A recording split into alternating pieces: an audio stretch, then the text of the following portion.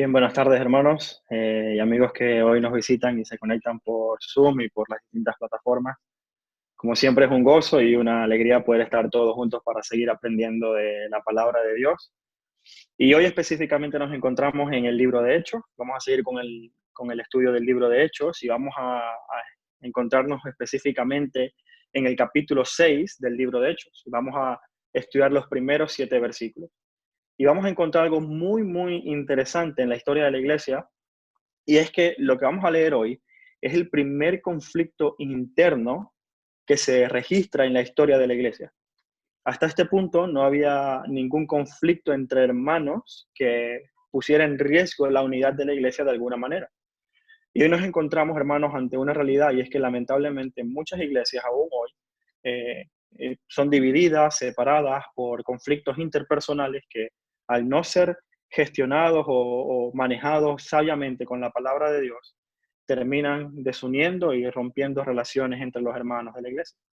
Y es triste ver cuando esto ocurre, evidentemente, porque las consecuencias de estas separaciones en la iglesia causan daños muy duros y en muchas ocasiones muy difíciles de superar en los miembros de la iglesia.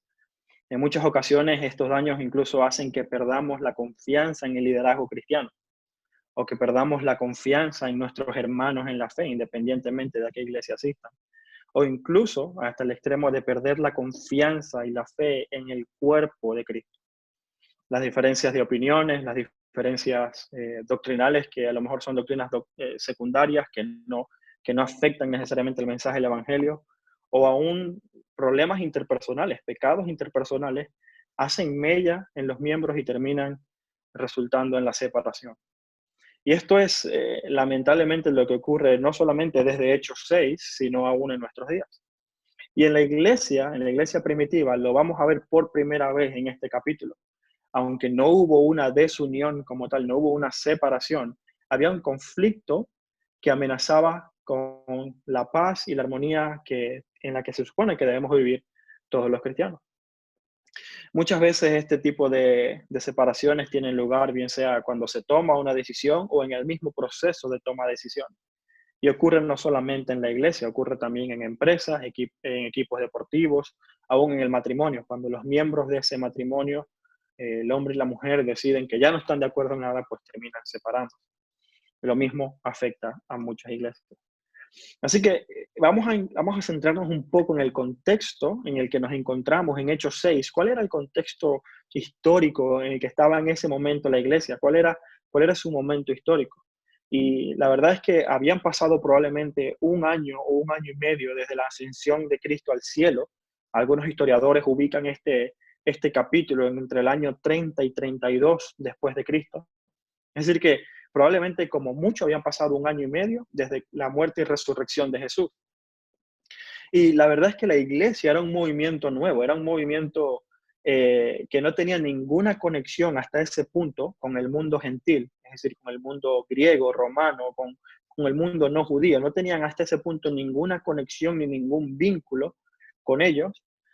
Y para los romanos eran como otra secta de los judíos, era como otra secta de la nación judía, como los saduceos, los fariseos o cualquier otra secta o movimiento religioso de esa nación. Pero al mismo tiempo, espiritualmente, tampoco pertenecían a los judíos. De hecho, la iglesia, los cristianos, eran rechazados por el Sanedrín, que era ese grupo de 70 judíos que era como un mini gobierno, que entre algunas cosas juzgaba asuntos religiosos y de obediencia a la ley de Moisés. Y en ese momento, no solamente no era un movimiento nuevo que no pertenecía ni al Imperio Romano ni a los judíos, sino que también había comenzado la persecución, aunque de una manera leve, había comenzado la persecución sobre la iglesia. Todo esto en menos de 2 años. La persecución a la iglesia con amenazas, con prohibiciones, hasta el punto de castigar físicamente a Pedro y Juan cuando estuvieron en el concilio. Les prohibían predicar en el nombre de Jesús. Asimismo, había hermanos falsos, hermanos deshonestos dentro de la iglesia, que estaban por su amor al dinero atentando contra el testimonio que la iglesia daba acerca de Cristo, como Ananías y Zafira. Entonces era un contexto realmente de mucho movimiento, de muchas cosas ocurriendo en ese primer año de la iglesia, en el que ya estaba establecida, pero estaba dando todavía sus primeros pasos. Aunque ya estaba establecida por el Señor y constituida, la iglesia en términos terrenales estaba dando sus primeros pasos para abrirse camino en una cultura que era completamente opuesta, tanto por fuera como por dentro. La hipocresía religiosa también se estaba abriendo paso dentro de la iglesia, y el Señor en el capítulo eh, 4 y 5 tuvo que acabar con la vida de Ananías y Zafira para exponer el pecado que se estaba metiendo en la iglesia.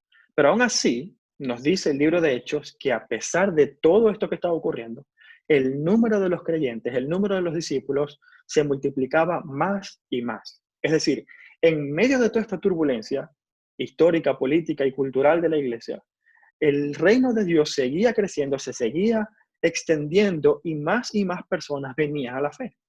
De hecho, en el versículo 1 de Hechos 6 se nos dice: en aquellos días, como crecía el número de los discípulos, es decir, cómo estaba aumentando el número de los discípulos. Quiere decir que ya el número era mucho mayor de ese grupito de ciento y algo de personas que vieron al Señor en su muerte y en su resurrección. Así que es en este momento donde se produce ese primer conflicto entre miembros, entre cristianos verdaderos, pero que tienen un conflicto, un pleito por una necesidad que no estaba siendo atendida. Pero antes de adentrarnos a la lectura de Hechos capítulo 6, te invito a que inclinemos nuestro rostro y oremos y pidamos al Espíritu Santo que nos guíe por medio de su palabra. Padre, gracias te damos por tu amor, por tu misericordia, porque a pesar, Señor, de ser pecadores, de no merecerlo, de, Señor, haber sido tus enemigos, de haber todavía en algunas ocasiones, Señor, desobedecerte aún siendo ya tus hijos, tú sigues siendo misericordioso, nos permite seguir acercándonos a ti por tu sola gracia, por tu solo amor, por tu solo perdón. Y tenemos este privilegio, Señor, de poder tener tu palabra, tu mente, tu voluntad, tu corazón en nuestras manos y poder explorar las profundidades de tu mente. Te pido, Señor, que nos guíes a nosotros, personas que por nuestra propia capacidad no podríamos entender tu palabra, que por nuestra propia capacidad no podríamos comprender la verdad que en ella hay. Y te ruego, Señor, que por esa misma misericordia abras nuestro entendimiento, abras nuestro corazón, nos ayudes a comprender, Señor, lo que tu palabra nos exhorta a hacer, lo que tu iglesia necesita. Que nos permitas enfocarnos, Señor, en aquellas cosas que tú quieres que hagamos dentro de tu cuerpo, con esos criterios que bien has establecido y claramente, para que podamos caminar en obediencia a ti. Recibe tú hoy toda la gloria, toda la honra, en el nombre de Jesús. Amén. Ahora sí te invito a que abras tu Biblia en Hechos capítulo 6 y vamos a leer los primeros 7 versículos. Hechos capítulo 6, versículo del 1 al 7. En aquellos días, como crecía el número de los discípulos, hubo murmuración de los griegos contra los hebreos, de que las viudas de aquellos eran desatendidas en la distribución diaria. Entonces los 12 convocaron a la multitud de los discípulos y les dijeron: no es justo que nosotros dejemos la palabra de Dios para servir las mesas. Buscad pues, hermanos, de entre vosotros a 7 hombres, a 7 varones de buen testimonio, llenos del Espíritu Santo y de sabiduría, a quienes encargaremos este trabajo. Y nosotros persistiremos en la oración y en el ministerio de la palabra. Agradó la propuesta a toda la multitud y eligieron a Esteban, varón lleno de fe y del Espíritu Santo, a Felipe, a Prócoro, a Nicanor, a Timón, a Parmenas y a Nicolás, prosélito de Antioquía, a los cuales presentaron ante los apóstoles, quienes orando le impusieron las manos. Y crecía la palabra del Señor, y el número de los discípulos se multiplicaba grandemente en Jerusalén. También muchos de los sacerdotes obedecían a la fe. Amén. El número de los discípulos, hermanos, como ya leímos, crecía y crecía muchísimo más en Hechos capítulo 6. De hecho, algunos historiadores, algunos teólogos estiman que la cifra era aproximadamente de unas 20.000 personas, contando hombres y mujeres. Porque en los otros relatos, cuando se hablaba de 5.000 y de 3.000 personas que creyeron, eran solamente los hombres. Y se estima que unas 20.000 personas aproximadamente ya conformaban la congregación de la iglesia. Y esta congregación de 20.000 personas era atendida única y exclusivamente por los 12 apóstoles. Eran los 11 que habían caminado con Jesús y Matías, que había sido escogido como sustituto de Judas, quienes estaban encargados de ministrar y enseñar a toda la congregación. Ellos estaban encargados de ministrar no solamente las necesidades espirituales, sino también las necesidades físicas. De hecho, si usted lee Hechos capítulo 2, versículo 45, dice lo siguiente: y vendían sus propiedades y sus bienes y los repartían a todos según la necesidad de cada uno. Pero, ¿quiénes eran responsables de repartir a todos los bienes y el dinero que se traía? Pues fíjese lo que dice Hechos capítulo 4, del 34 al 35. Dice: así que no había entre ellos ningún necesitado, porque todos los que poseían heredades o casas las vendían y traían el precio de lo vendido y lo ponían ¿dónde? Lo ponían a los pies de los apóstoles y se repartía a cada uno según su necesidad. Los 12 apóstoles eran los que eran responsables de repartir y distribuir todo lo que traían a sus pies, todos los bienes, el dinero, todos los recursos, para distribuirlos equitativamente entre todos aquellos que tenían necesidades. Ahora, evidentemente no las 20,000 personas eran necesitadas. Supongamos que mucho menos de esas 20,000. Supongamos que solamente habían 5,000 viudas o menos. Estoy especulando porque realmente la Biblia no dice la cantidad de viudas, pero evidentemente los 12 apóstoles, para ministrar todas las necesidades, no solamente físicas, de 20,000 personas, era muchísimo. Si repartimos nada más el 50% de esa multitud entre los 12, estaríamos hablando de casi 800 personas por cada uno de manera diaria. No hablando de la repartición de bienes, pero de absolutamente toda la atención que tenían dar. Entonces, evidentemente, la carga era muy, muy grande, muy, muy pesada para solamente estos 12 hombres que también tenían que compartir su tiempo con el estudio de la palabra de Dios. Y de allí, hermanos, de allí es que viene el conflicto. Nuevamente, Hechos capítulo 6, versículo 1 dice: en aquellos días, como crecía el número de los discípulos, hubo murmuración de los griegos contra los hebreos, de que las viudas de aquellos eran desatendidas en la distribución diaria.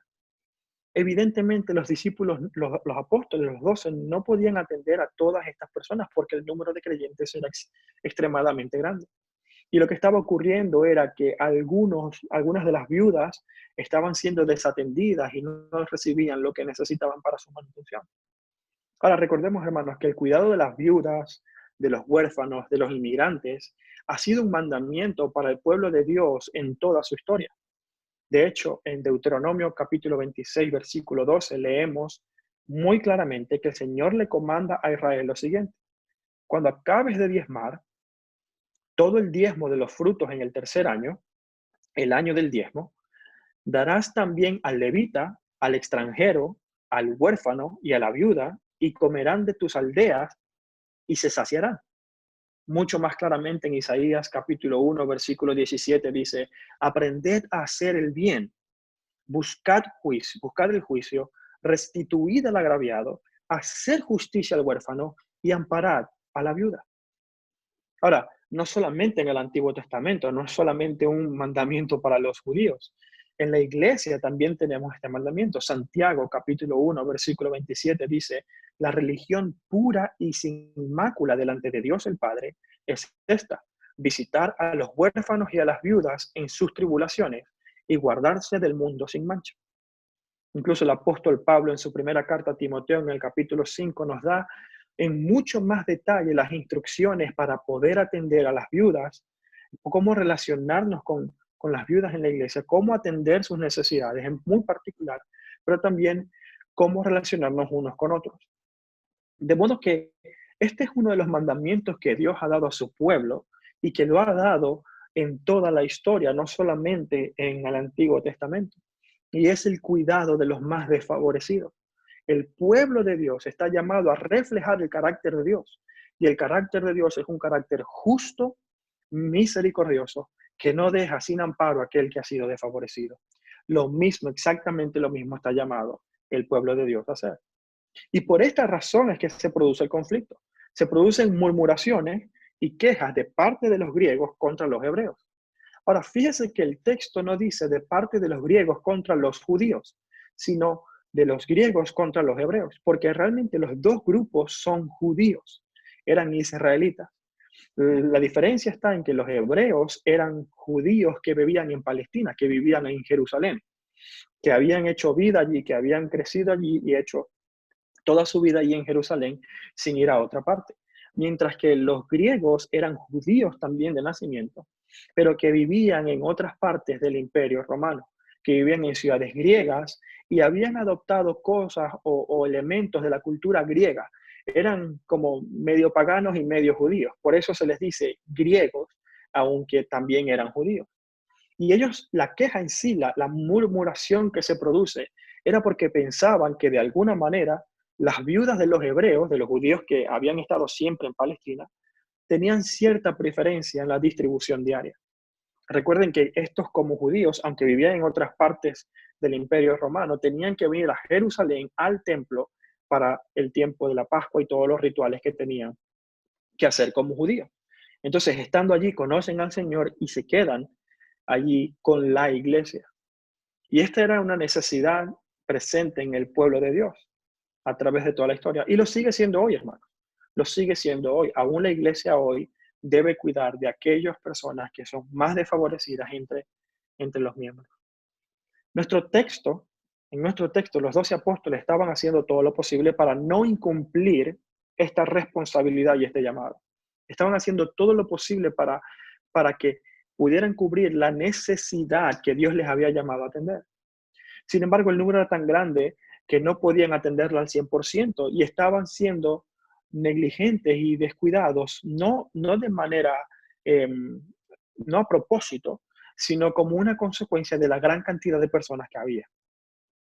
Pero ellos tenían claro que no podían descuidar otra de las responsabilidades que Dios les había dado.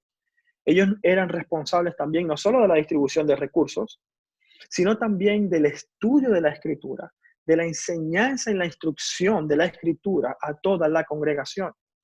Los discípulos eran los que estaban recibiendo en ese momento la revelación por parte de Dios para enseñarla al pueblo. Ellos tenían que dedicar tiempo a la oración y al estudio para saber cómo enseñar al pueblo, cómo predicar en las sinagogas, cómo defender que Jesús es el Cristo, tomando como fundamento las escrituras del Antiguo Testamento. De hecho, cuando leemos Hechos capítulo 2, yo no sé si usted lo ha pensado, pero cuando leemos Hechos capítulo 2 y leemos el gran discurso de Pedro, muchas veces pensamos o quizás no estamos tan conscientes de que eso fue un sermón preparado. No fue que Pedro se levantó allí y simplemente el Espíritu le abrió la boca y empezó a decir todas las cosas que él dijo. De una manera sí, pero eso estaba fundamentado en el estudio de la escritura antigua que Pedro ya había tenido. El Espíritu Santo le había revelado la conexión entre el libro de los Salmos y Cristo, pero él tuvo que dedicar tiempo en oración y en el estudio del libro de los Salmos para poder predicar el Evangelio. Y lamentablemente hay muchos pastores, hermanos, que no se preocupan de estas cosas, que no son diligentes en el estudio de la palabra, que no son diligentes en la preparación de sus sermones o de sus enseñanzas y con la excusa o el pretexto de que el Espíritu Santo me guiará, son irresponsables y negligentes. Sin embargo, los discípulos sabían que no podían tomar ese riesgo. Ellos no podían descuidar la enseñanza, el estudio de la palabra, el ministerio de la palabra y la oración para servir mesas. Sabían que no podían arriesgarse a eso. Tenían la responsabilidad delante de Dios y delante de la iglesia de instruir, enseñar y predicar la verdad acerca de Jesucristo. De modo que en medio de todo este contexto, vamos a ver, hermanos, cómo responder a este conflicto, cómo respondieron ellos a este conflicto. Y vamos a ver tres cosas que la iglesia necesita. Tres cosas que la iglesia necesita para poder mediar en medio de cualquier situación, de cualquier presión, pero son tres necesidades básicas de la iglesia que perduran en el tiempo. Vamos a leer nuevamente el episodio de Hechos capítulo 6 y vamos a leer los primeros versículos solamente para que tengamos fresca en nuestra mente la narrativa. Vamos a leer hasta el versículo 2. En aquellos días, como crecía el número de los discípulos, hubo murmuración de los griegos contra los hebreos, de que las viudas de aquellos eran desatendidas en la distribución diaria. Entonces los 12 convocaron a la multitud de los discípulos y dijeron: no es justo que nosotros dejemos la palabra de Dios para servir las mesas. Y vamos a parar aquí por un momento. Una de las cosas que podemos ver en este conflicto, hermanos, es que los discípulos nunca perdieron de vista cuál era su máxima responsabilidad, cuál era la tarea que el Señor les había encomendado después de irse, de ascender al cielo. Ellos debían dedicarse a la oración y al ministerio de la palabra, como dice más adelante en el versículo 4. De manera que lo primero que la iglesia necesita son líderes entrenados en la palabra, que puedan nutrir las almas de los miembros de la iglesia, que puedan alimentar la mente, el corazón de cada uno de los cristianos con el mensaje bíblico. En muchas ocasiones tenemos ese dilema, sobre todo en esta situación de pandemia, ¿no? ¿Cómo podemos atender la necesidad de los hermanos? Y sí es cierto, hay necesidades físicas, pero primordialmente lo que la iglesia necesita es seguir creciendo en su madurez y obediencia a Cristo. Y eso solamente se logra por la instrucción bíblica. El apóstol Pablo, en su última carta escrita a su discípulo Timoteo, le dice en 2 de Timoteo capítulo 2, en el versículo 15, le dice: procura con diligencia presentarte delante de Dios aprobado, como obrero que no tiene nada de qué avergonzarse, que usa bien la palabra de verdad. Esa frase es clave, que usa bien la palabra de verdad, mas evita profanas y vanas palabrerías, porque conducirán más y más a la impiedad. Si usted lee más adelante esa carta, usted va a encontrar que el mismo Pablo en un capítulo más adelante, va a exhortar a Timoteo a que predique la palabra dentro de tiempo y fuera de tiempo. Y si usted lee más adelante, va a encontrar que le exhorta a retener la sana doctrina. Y si usted lee la carta a Tito, otros discípulos de Pablo, en el capítulo 2, Pablo le comanda que hable única y exclusivamente todo aquello que es de acuerdo a la sana doctrina. De modo que la responsabilidad más grande de un pastor o de un anciano, de un líder de la congregación, es estar preparado e instruido a fin de poder enseñar y nutrir las almas de los cristianos, poder nutrir las mentes de los miembros del cuerpo de Cristo. Esto es probablemente lo que Pedro tenía en mente cuando el Señor le estaba diciendo: apacienta mis ovejas, alimenta a mis ovejas, cuida de mis ovejas. Hermanos, y yo quisiera preguntar, ¿somos conscientes de la preparación y el esfuerzo que hacen nuestros líderes para alimentarnos con la palabra? Las horas de estudio que se tienen que invertir, las horas de oración que tienen que pasar, incluso las horas de reflexión sobre la vida de cada miembro para ver cómo aplicar este texto a nuestras vidas.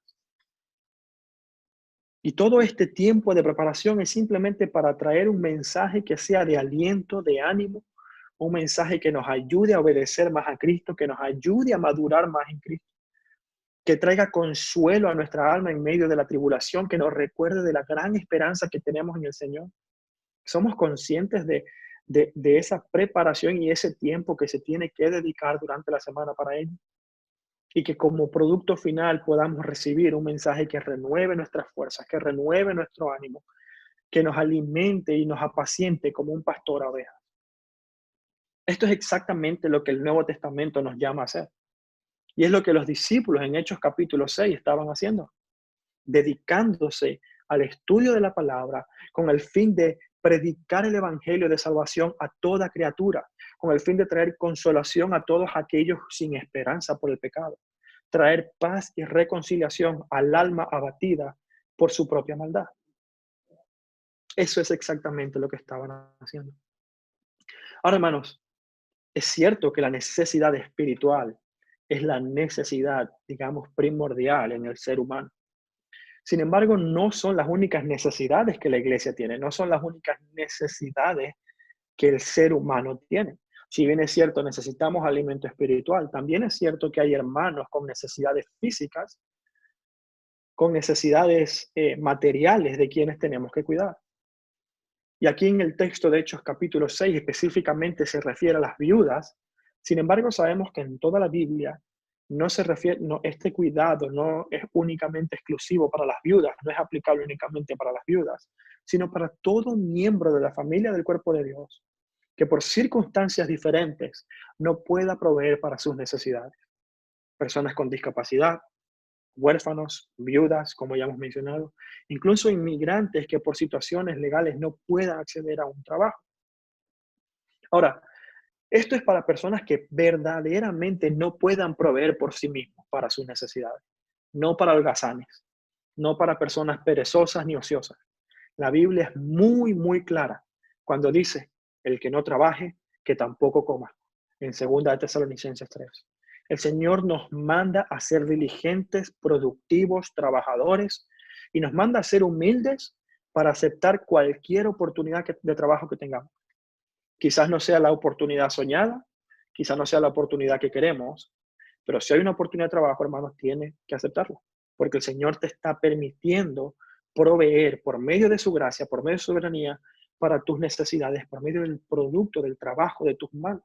Y tenemos que ser diligentes y responsables delante del Señor.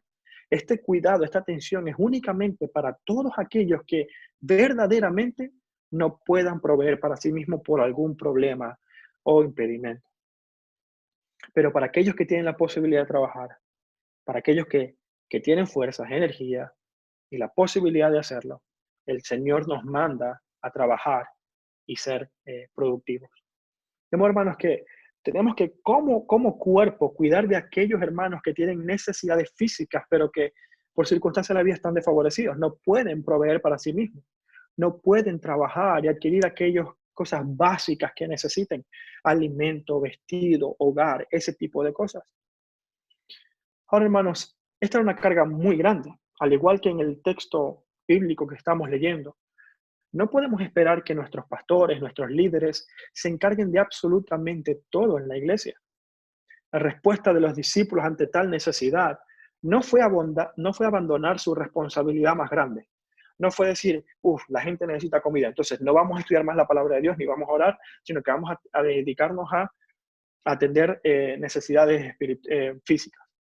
No, la respuesta de los discípulos me encanta en este texto porque fue involucrar a toda la congregación en el ministerio de servir los unos a los otros.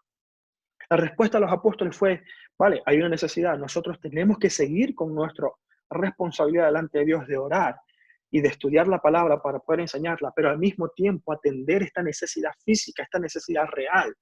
Pues como iglesia lo vamos a resolver juntos. Como iglesia, cada uno de nosotros tiene la oportunidad de servir. Te invito a que leas ahora los siguientes versículos de Hechos capítulo 6. Leímos hasta el versículo 2. Fíjense lo que dice del versículo 2 en adelante. Entonces los 12 convocaron a la multitud, a todos los creyentes, y les dijeron, no es justo, no es bueno, no es correcto que nosotros dejemos la palabra de Dios para servir las mesas. Buscad, pues, hermanos, entre vosotros a 7 varones de buen testimonio, llenos del Espíritu Santo y de sabiduría, a quienes encargaremos este trabajo. Y nosotros persistiremos en la oración y el ministerio de la palabra. Agradó la propuesta a la multitud, la iglesia le agradó a toda la iglesia esta propuesta por parte de los apóstoles. Y finalmente eligieron a Esteban, varón lleno de fe y del Espíritu Santo, a Felipe, a Prócoro, a Nicanor, a Timón, a Parmenas, a Nicolás, prosélito de Antioquía, a los cuales presentaron ante los apóstoles, quienes orando le impusieron las manos. Los discípulos pidieron a la misma congregación que de entre ellos buscara hombres fieles a quienes pudieran delegar esta gran responsabilidad. Y usted se preguntará, bueno, ¿qué gran responsabilidad? ¿Era simplemente llevar comida a la mesa? ¿Era simplemente servir mesa? No era simplemente eso, era administrar todos los recursos que traían a los apóstoles, todo el dinero que traían a los apóstoles para poder cumplir las necesidades de los demás miembros. Cualquiera pudo haber sido tentado, si le hubiesen dado esa responsabilidad, pudo haber sido tentado y llevarse el dinero y huir a otra ciudad. De hecho, no sé si usted lo recuerda, pero el caso de Ananías y Zafira estaba muy reciente todavía. Un capítulo atrás y usted ve cómo Ananías y Zafira, por amor al dinero, perdieron la vida. Por amor al dinero, mintieron a Dios, mintieron al Espíritu Santo. Y Dios tuvo que castigarlos para infundir temor en la iglesia y demostrar que él no estaba jugando con el pecado. Pero estaba muy reciente ese hecho. De modo que los discípulos iban a confiar en hombres fieles la administración de este dinero, la administración de estos recursos. Y por eso Por eso los discípulos, teniendo en mente, ellos dan requisitos muy claros para la elección de estos 7 hombres. Requisitos muy espirituales para la elección de estos 7 hombres. Fíjense lo que dice el versículo 3. Buscad pues, hermanos, varones de entre vosotros, a 7 varones. Varones, en primer lugar, de buen testimonio. Varones de buen testimonio. Esto quiere decir hombres cuyas vidas fuesen observadas por todos, cuyas vidas fueran probadas por todos, cuyas vidas fueran expuestas delante de toda la congregación y fuesen evaluadas como vidas transparentes, vidas santas, vidas que no tenían ningún reproche y vidas que por su estilo, por su actitud, tanto en público como en privado, traían honra delante del nombre de Dios. Este es un requisito, hermanos, muy, muy importante. Es un requisito que Pablo luego refuerza en otras de sus cartas pastorales, cuando habla de los ancianos y los diáconos. Tienen que ser sin reproche alguno, sin nada que, como decimos en Venezuela, sin rabo de paja, sin nada que pueda afectar el testimonio que dan acerca de Cristo. Ahora, este es un requisito que toma tiempo. Y fíjense el orden que Dios ha establecido para escoger estos hombres que le sirven. Primero, tienen que tener un testimonio irreprensible antes de comenzar a servir. Tienen que ser vidas que ya antes de comenzar a servir demuestran un carácter cristocéntrico. Ahora, no quiere decir que estén libres de pecados. Todos luchamos con pecados. El mismo Pablo lo luchaba con el pecado. Pero tiene que haber una vida en la que se note que hay obediencia y sumisión al Señor y arrepentimiento en aquellas áreas en las que fallamos por ser humanos y estar aún ahí en la carne.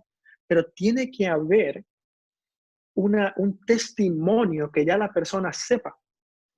Estoy muy seguro de que cuando la iglesia fue propuesta con escoger a estos 7 hombres, ya tenían nombres en mente, porque a medida que se iban dando los requisitos, ya iban identificando quiénes podrían calificar y quiénes no.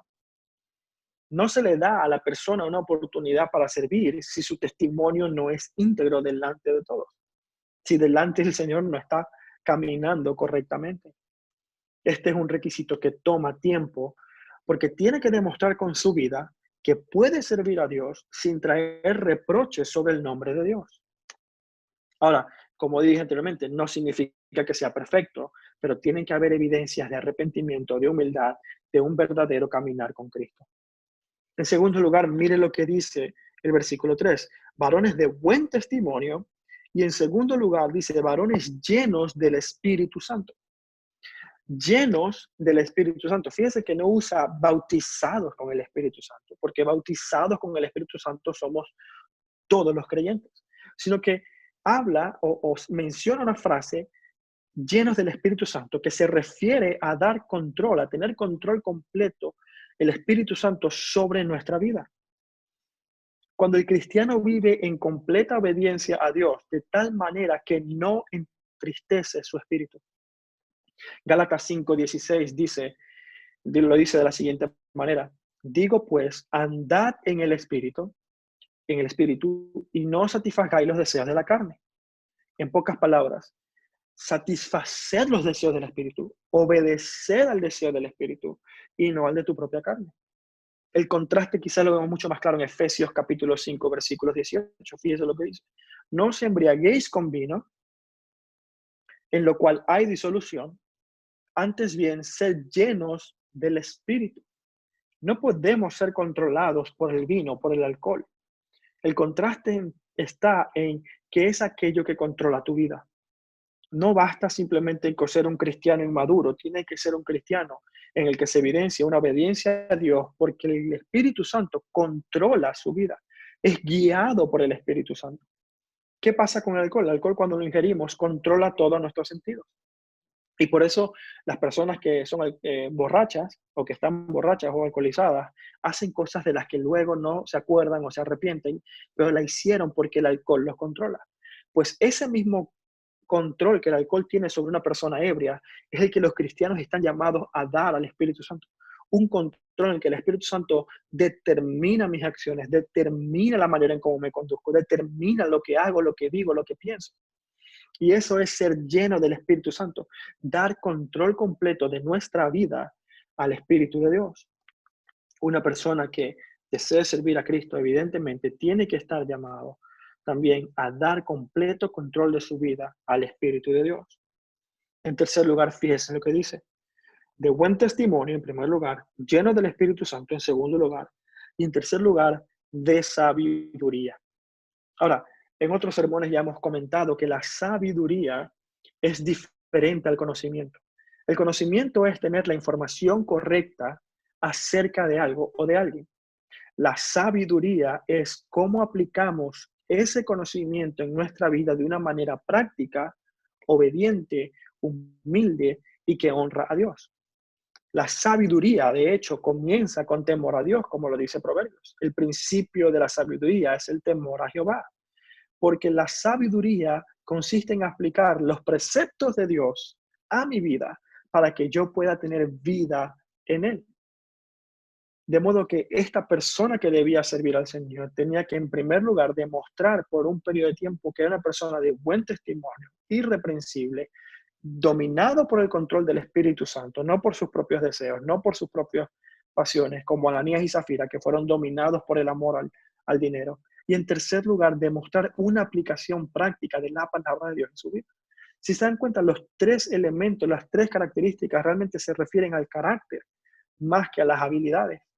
No decía, bueno, busquen a 7 hombres que sepan cómo distribuir a la población y que busquen una manera más efectiva de poder administrar los recursos para que nadie quede sin comida. No, lo que estaban buscando, el énfasis está en el corazón y el carácter de la persona, más que en las habilidades y en los talentos. Y ese tiene que ser también el enfoque de la iglesia. De modo que en primer lugar necesitamos líderes que estén dispuestos a prepararse, líderes preparados y entrenados en la palabra de Dios para enseñar. Pero en segundo lugar, como lo vemos aquí en este pasaje en Hechos, necesitamos hombres dispuestos a servir mesas. Hombres con carácter íntegro, con un carácter que honre a Dios, que esté dispuesto a atender y a servir las necesidades de los hermanos. Fíjense que después de enseñar a la congregación qué tipo de hombres debían de buscar, me llama muchísimo la atención, cómo ellos tomaron la decisión. Cómo tomaron la decisión en este caso no fue igual que cuando eligieron el sustituto de Matías. No sé si el sustituto de Judas, cuando eligieron a Matías. No sé si lo recuerdan en Hechos capítulo 1 del 23 al 26, pero cuando escogieron a Matías como sustituto de Judas, lo que hicieron fue echar suerte e intentar buscar una respuesta más espiritual, entre comillas. Pero en este caso, los discípulos ya tenían el Espíritu Santo dentro de ellos, no solamente los apóstoles, todos ellos tenían el Espíritu Santo dentro de ellos y pudieron tomar decisiones guiadas por el Espíritu basándose en su palabra. Y en muchas ocasiones, hermanos, también espiritualizamos de más, algunas cosas más de lo necesario. Y no me refiero a que no se tenga que orar para tomar una decisión, no, todo lo contrario. Pero Dios nos ha dado criterios claros, Dios nos ha dado principios claros y muy precisos en su palabra para que tomemos decisiones, no solo en nuestra vida íntima y personal, sino también en nuestra vida como iglesia. Evidentemente tiene que haber un tiempo de oración.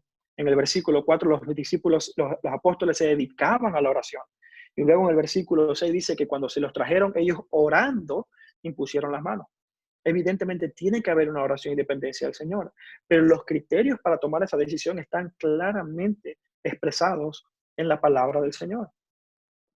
No tenemos que sobreespiritualizar. A veces esperamos una respuesta del Señor como si un rayo o un trueno del cielo o un viento me tomara para yo tener una confirmación por parte de Dios de que tengo que hacer algo o no.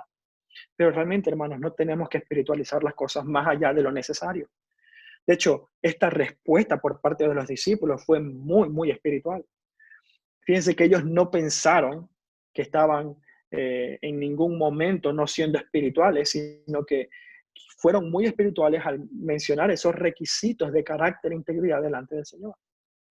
Así que, hermano, si quieres apoyar a tus líderes, si quieres apoyar para que el pastor y las personas que están enseñando en la iglesia tengan más tiempo, inviertan el tiempo que necesitan y sean diligentes en el estudio de la palabra para que puedan enseñar e instruir a la congregación. La mejor forma de hacerlo es aliviar la carga que solamente recae sobre los pastores. Es aliviar la carga del trabajo, de edificarnos unos a otros. Es involucrarte también tú en la tarea de servir mesas. Es involucrarte tú también en la tarea de edificarnos unos a otros, de discipularnos unos a otros, de amarnos unos a otros, de exhortarnos unos a otros, de consolarnos unos a otros. La pregunta es si estás dispuesto a servir mesas, si estás dispuesto a exponer tu tiempo, tus recursos para que otras personas puedan satisfacer sus necesidades, para que otras personas puedan también crecer en Cristo Jesús. Y que esta carga no recaiga solamente sobre los pastores y líderes que de alguna manera tengan un cargo oficial en la iglesia. Dios nos ha llamado a todos a que podamos servirle, a toda la congregación. Por eso los discípulos involucraron a toda la multitud, no solamente a un grupito, sino a todos ellos. Y le indicaron, estos son los requisitos, busquen personas que quieran servir. Quizás quieres hacerlo y dices, bueno, Señor, no sé si debo servir o no. Déjame decirte, hermano, el Señor ya lo ha dicho en su palabra, ya te ha llamado a servir en su palabra. Si quieres consultarlo en oración, pero ya el Señor lo ha hecho en su palabra claramente, que quiere que unos y otros mostremos nuestro amor y nuestro servicio a Él por medio de nuestro servicio a su cuerpo. Así que lo segundo que la iglesia necesita, en primer lugar, líderes entrenados en la palabra de Dios, que puedan dedicar tiempo con diligencia a la preparación, al estudio de la palabra, para alimentar verdaderamente y cumplidamente a toda la congregación en la sana doctrina. Pero en segundo lugar, hombres dispuestos a servir con un carácter íntegro.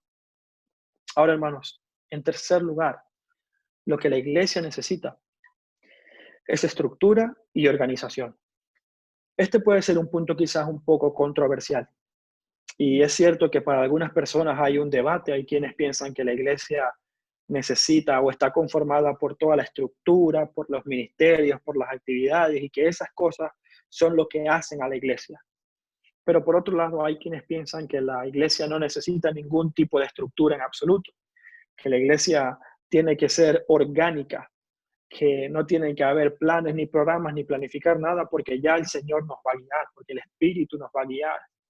Y hay quienes llegan a pensar que no debe haber ningún tipo de control en las cosas que se hacen en la iglesia porque eso limitaría el mover del Espíritu Santo. Sin embargo, hermanos, lo que vemos en Hechos capítulo 6 es que los apóstoles habían reconocido una gran necesidad, la necesidad que había, tanto espiritual como física, y respondieron con una solución espiritual, pero organizada, con una solución espiritual, pero estructurada. De hecho, ellos cuando tomaron la decisión, cuando hicieron la propuesta a la iglesia, en ningún momento pensaron que estaban limitando el poder del Espíritu Santo. Todo lo contrario. Pensaron que realmente estaban sirviendo espiritualmente a la iglesia al establecer criterios claros y de control sobre quién hacía qué cosa en la congregación. Fíjense lo que hicieron. En primer lugar, establecen criterios para la decisión. No dejan que la congregación escoja libremente a quienes ellos quieran. No dejan que escojan a aquellas personas a los que a ellos les parece mejor, sino que dicen, estos son los criterios, una persona que encaje en estos criterios es aquella persona a la que vamos a confiar la administración de los recursos. De modo que en la iglesia tiene que haber cierto control de quién hace qué cosas, porque tenemos que confiar la administración de la enseñanza, de los recursos de la iglesia, a aquellos que realmente cumplan el requisito bíblico. No existe eso de que el Señor me dijo que lo hiciera y lo voy a hacer y mi vida es un desastre. Eso no existe. Tiene que haber una estructura de discipulado, de disciplina, una supervisión pastoral en la que se puede dar garantía de que esa persona es una persona confiable, que camina con el Señor verdaderamente. Los discípulos no veían esto como limitar el espíritu, todo lo contrario, lo veían como ser llenos del espíritu. En segundo lugar, hermanos, demostraron estructura al asignar responsabilidades claras a estos hombres. Ellos sabían, en primer lugar, qué tarea tenían que hacer, sabían cuál era la asignación que tenían claramente y tenían factores que medían ese cumplimiento de ese servicio. En primer lugar, sabían los recursos que estaban, los tenían que medir y al mismo tiempo sabían que era muy fácil saber si estaban cumpliendo o no con su tarea porque donde hubiese una viuda sin comida, estos hombres no estaban cumpliendo ni llegando al objetivo. De modo que en la iglesia tiene que haber cierto control también de cómo se administran los recursos y quién los está usando. Tiene que haber un objetivo claro y tiene que ser medible para saber si como iglesia realmente estamos siendo sabios en la administración de las cosas que Dios nos ha dado. Dones, talentos, su palabra, recursos económicos. Todo lo que el Señor nos ha dado, tenemos que de alguna manera ser sabios y buenos administradores, buenos mayordomos de eso y medir si en algo estamos fallando o no. Así que, hermanos, cuando pensamos en la iglesia primitiva, no podemos pensar que es una iglesia distante que ocurrió hace 2000 años, una iglesia que está muy distante a nosotros y que en nada se parece a nosotros. No, cada vez que leemos el libro de los Hechos, y no sé si le pasa a usted, pero mientras más estudiamos la iglesia en el libro de los Hechos, más nos damos cuenta de cuán parecidos somos y de cuán repetitivas son las situaciones que vemos en la Biblia en nuestros días actuales. Hoy en día, aún en el 2020, en medio de toda esta pandemia, en medio de toda esta situación, la Iglesia Vida Nueva sigue necesitando líderes entrenados en la palabra, diligentes, estudiosos, responsables, que se preparen para instruir bíblicamente a nuestros miembros, que se preparen para instruir en la sana doctrina, alimentando el alma, haciéndolos crecer, ayudándoles en su desarrollo cristiano, exhortando y corrigiendo el pecado donde sea necesario, pero también trayendo consuelo al desamparado y ayudando al alma abatida. Hermano, ¿oras por tus pastores? ¿Oras por los líderes de la iglesia? ¿Oras por aquellas personas que invierten en tu vida? Aquellas personas que dedican tiempo a enseñarte en tu caminar con Cristo, que exhortan tu vida, que quizás no sea, a nadie le gusta que lo estén exhortando, que lo estén corrigiendo, pero es por tu propio bien. ¿Oras para que el Señor les dé sabiduría? ¿Agradeces el hecho de que Dios ha dado pasión en el corazón de estas personas para servirte a ti incansablemente? ¿Procuras, hermano, aliviar la carga de ellos? ¿Procuras servir con ellos? ¿Involucrarte también tú en el ministerio? Porque lo segundo que necesitamos hoy en el 2020 sigue siendo hombres y mujeres con corazón íntegro que deseen servir al Señor, que deseen atender a otros hermanos de la iglesia, que deseen poner su tiempo, sus recursos, sus talentos para servir al Señor por medio del amor y el servicio a su iglesia. ¿Cumples con estos requisitos? ¿Estás viviendo en obediencia al Señor y quieres servirle, hermano? Te animo a que lo hagas. Te animo a que si tienes alguna idea o quieres involucrarte en algo, habla con el pastor, habla con Peter o con alguno de los diáconos. Expón tu intención de servir, expón tu intención de cumplir con el llamado que Dios ya te ha hecho en su palabra. Y que así podamos seguir creciendo todos juntos. Y recuerda, hermano, lo tercero que necesitamos sigue siendo una estructura y programas y planes que nos permitan atender las necesidades de todos los miembros. Y con el permiso de ustedes, se me cayó esto, pero quería en este punto recomendar el siguiente libro. No sé si alguno lo ha leído, pero este libro de Enrejado y la Vid es muy, muy bueno. Un libro que habla sobre cómo las estructuras y los programas en la iglesia tienen que estar diseñados para atender las necesidades de los miembros, donde el crecimiento espiritual es apoyado por estructuras que realmente sirven para nutrirnos los unos mutuamente. Involúcrate en los ministerios. Involúcrate en las actividades que está haciendo la iglesia, en los programas que está desarrollando la iglesia.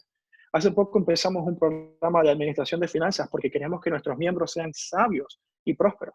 No tiene nada que ver con el evangelio de la prosperidad, no tiene nada que ver con pactar con Dios y te va a bendecir, no, tiene que ver con ser responsable, diligente y sabio en administrar las cosas que el Señor nos ha permitido tener. Y estos programas, este tipo de actividades, hermanos, sirven para que podamos seguir nutriéndonos unos a otros.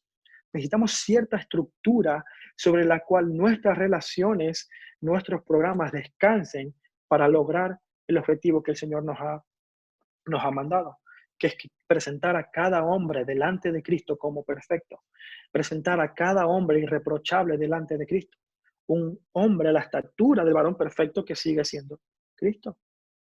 Así que, hermano, cuando leas en la iglesia en Hechos, recuerda a tu propia iglesia. Recuerda la necesidad que tienes de líderes que nutran tu alma. Recuerda la necesidad que tiene este cuerpo de que tú sirvas mesa, Y recuerda la necesidad de participar en aquellas estructuras que nos ayudan a crecer.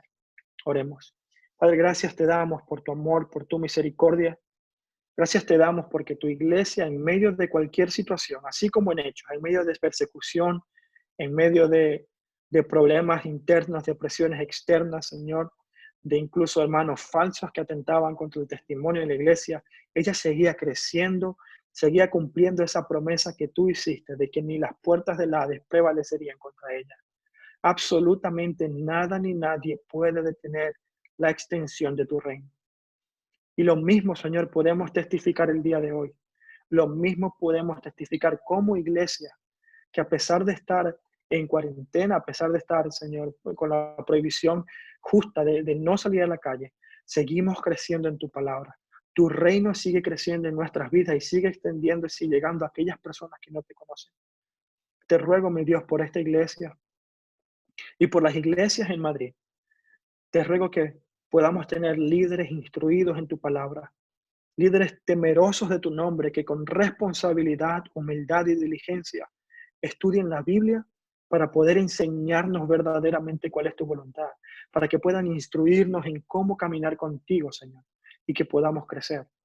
Pero también te pedimos, Señor, que levantes hombres y mujeres íntegros de corazón puro delante de ti. Danos esa disposición de servir mesa, Señor. Pon en nosotros un corazón de siervo, que sepamos, Señor, que nuestros recursos, que lo que tú nos has dado es para tu disposición, para que tú hagas con esos recursos como bien te parezca. Ayúdanos a administrar sabiamente lo que tenemos y a compartir los unos con los otros según sea la necesidad. Y finalmente, Señor, te ruego para que todas las decisiones que tengamos, que como iglesia, todos los programas, todas las actividades, cualquier cosa que implementemos, Señor, sirva un propósito claro en tu palabra, que es el propósito de edificarnos los unos a los otros. Que no hagamos nada por el hecho de hacerlo, sino que siempre hagamos cualquier iniciativa teniendo en mente crecer en la madurez de Cristo. Cómo esto puede ayudarnos como iglesia a madurar y a vivir mucho más dignamente del Evangelio. Para que tú sigas recibiendo la gloria como lo recibiste en Hechos, como lo has recibido a través de los años y como la seguirás recibiendo en tu iglesia hasta que tú vengas nuevamente. En el nombre de Jesús. Amén.